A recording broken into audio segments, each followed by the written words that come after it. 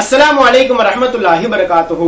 கனாவில் கண்ட காதலர் ஹஜ்ரத் அபூ அப்துல்லா ரஹிமஹுல்லாஹ் அவர்கள் சொல்லுகிறார்கள், ரஅய்து நபிய ஸல்லல்லாஹு அலைஹி வஸல்லம் ஃபில் மனாம், நான் என்னுடைய கனவிலே ஒரு நாள் ஹஜ்ரத் முஹம்மது முஸ்தபா ஸல்லல்லாஹு அலைஹி வஸல்லம் அவர்களை கண்டேன்.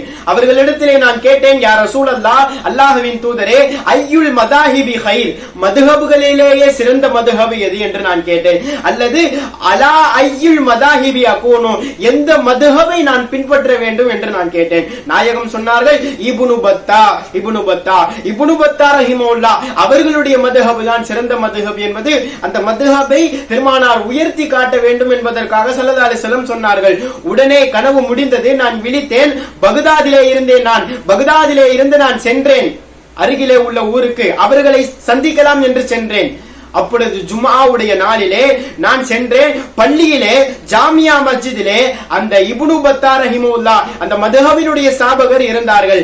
அவர்களை நான் காணலாம் என்று அவர்களுக்கு அருகிலே சென்றேன். ஃபலம்மா ரஆனி قال لي இப்திதா, அவர்களுக்கு நான் எதுவுமே சொல்லவில்லை.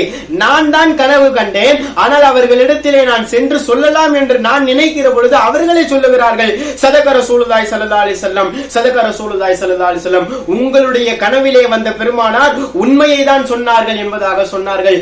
நான் ஆச்சரியப்பட்டு போனேன் என்பதாக சொன்னார்கள்.